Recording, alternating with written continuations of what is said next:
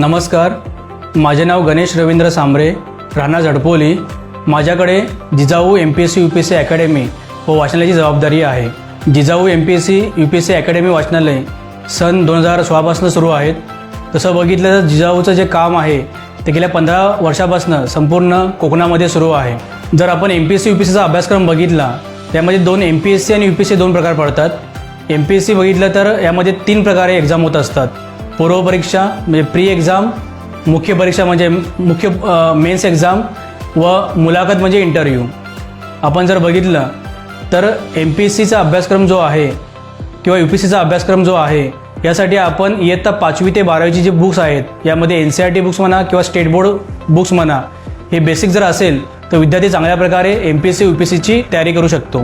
आपल्या जिजाऊ संस्थेच्या माध्यमातून जे MPSC UPSC वाचनालय सुरू आहेत यामध्ये संपूर्ण कोकणामध्ये एकूण 44 लायब्ररी सुरू आहेत. यामध्ये पालघर जिल्हा, ठाणे जिल्हा, रायगड जिल्हा, रत्नागिरी व सिंधुदुर्ग अशा एकूण 44 लायब्ररीच्या माध्यमातून सुमारे जवळपास 1200 विद्यार्थी हे अभ्यास करत आहेत. आतापर्यंत जिजाऊ संस्थेच्या माध्यमातून 1000च्या वरती विद्यार्थी हे चांगल्या पदापर्यंत पोहोचलेले आहेत. यामध्ये सांगायचं म्हटलं तर कोल्हापूरवरून आलेला एक विद्यार्थी स्वप्नील माने, ज्या विद्यार्थ्याला आईवडील नाहीत, अनाथ विद्यार्थी हा संस्थेशी जोडला गेला व त्यांनी सर्वात मोठी पोस्ट UPSCमधली IPS पोस्ट काढून हे आता प्रशासकीय सेवेमध्ये दाखल झालेले आहेत. याप्रमाणे खूप सारे एक्झाम्पल्स आहेत की ज्या विद्यार्थ्यांनी आपल्या जिजाऊ संस्थेच्या जोडीबरोबर येऊन स्पर्धा परीक्षेचा अभ्यास करून चांगल्या क्लास 1 क्लास 2 पोस्टपर्यंत पोहोचलेले आहेत.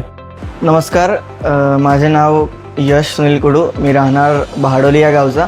माझं शिक्षण BSc केमिस्ट्री झालं आहे आणि आता मी MA हिस्ट्री मुंबई युनिव्हर्सिटीमधून करतो आहे. जेव्हा मला काही गायडन्स नव्हता तेव्हा माझ्या कोणी मित्रांनी मला सांगितलं की मनोर येथे लायब्ररी आहे, त्या लायब्ररीमधून तुला गायडन्स मिळेल. तर मी मनोर या लायब्ररीमध्ये गेलो. तिथे जे लायब्ररी नव्हते त्यांनी मला गाईड केलं आणि सांगितलं की झडपोलीमध्ये जिजाऊ नावाची अकॅडमी आहे, तिथे UPSC आणि MPSCचं प्रॉपर गायडन्स दिलं जातं. स्पर्धा परीक्षेची तयारी करत असताना आपल्याला पुस्तकांची आवश्यकता असते, त्याचसोबत आपल्याला न्यूजपेपरची आवश्यकता असते, मॅगझिनची आवश्यकता असते आणि ही लायब्ररी आपल्याला त्या सर्व सुविधा प्रोव्हाइड करून देते. त्याचसोबत गायडन्स असो, मेंटरशिप असो, या सर्व सुविधा या लायब्ररीमध्ये आपल्याला मिळतात. ही जी पुस्तकं आहेत ही पुस्तकं माणसाला घडवण्याचं काम करतात आणि स्पर्धा परीक्षांची पुस्तकं असो किंवा अवांतर वाचनाची पुस्तकं असो, ही या लायब्ररीमध्ये प्रत्येक पुस्तकं अवेलेबल आहेत.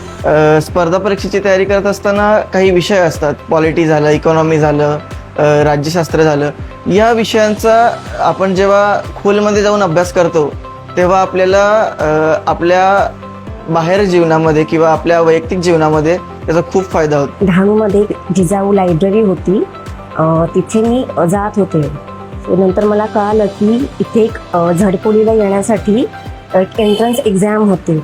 मग ती एंट्रन्स एक्झाम दिली आणि त्या एंट्रन्स एक्झाम मी क्लिअर केली. त्याच्यानंतर इंटरव्ह्यू झाला. त्या इंटरव्ह्यूमध्ये माझं सिलेक्शन होऊन नंतर मी आपल्या जिजाऊ संस्थेच्या लायब्ररीशी जोडले गेले. आपण स्पर्धा परीक्षेची तयारी करतो, त्याच्यासाठी बरीच मुलं पुण्यासारख्या ठिकाणी अभ्यासासाठी जातात. परंतु आपल्याला इथल्या छोट्याशा खेडेगावात म्हणजे जी मुलं फायनान्शियली अफोर्ड करू शकत नाहीत, म्हणजे क्लासेस लावून किंवा लायब्ररीची सुद्धा फी आपण बघितली तर बरीच असते, जी लहान किंवा गरीब घरातली मुलं अफोर्ड करू शकत नाही. तर इथे लायब्ररीमध्ये येऊन आम्हाला सगळं प्रत्येक सुविधा फ्रीमध्ये मिळत आहेत. म्हणजे पुस्तकांपासून सांगा किंवा प्रत्येक गोष्टीतून फ्री मिळते. MPSCची तयारी करताना आम्हाला एक राज्यशास्त्र किंवा राज्यघटना हा एक विषय आहे. त्याच्यात आम्हाला बऱ्याच गोष्टी म्हणजे आपल्या हक्कासाठी, म्हणजे आपण एक भारतीय नागरिक म्हणून कसं एक राहू शकतो किंवा आपल्या कोणत्या हक्क आहेत ते आम्हाला म्हणजे माहिती नव्हतं. त्या गोष्टीतून, त्या पुस्तकातून आपल्याला बरीच माहिती मिळाली आणि आपल्या वैयक्तिक जीवनावर त्याचा बराच परिणाम झाला आणि आपण त्या गोष्टीतून आपण पुढे अधिकारी झाल्यानंतर आपल्याला त्या गोष्टीचा बराच फायदा होणार आहे. इथले जे शिक्षक होते ते म्हणजे काही कॉन्सेप्ट आम्हाला कळत नव्हते, जे आम्ही सेल्फ स्टडी थ्रू करत होते.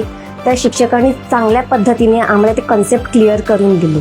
माझ्या मित्राकडून मला माहिती मिळाली की अशी संस्था आहे आणि वाड्यामध्ये त्यांची लायब्ररी आहे.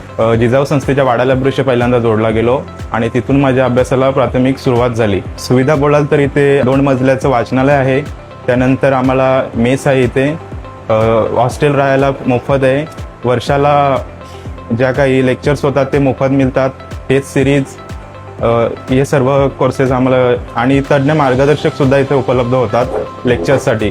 या सुविधा वाचनालयाअंतर्गत मोफत आहेत.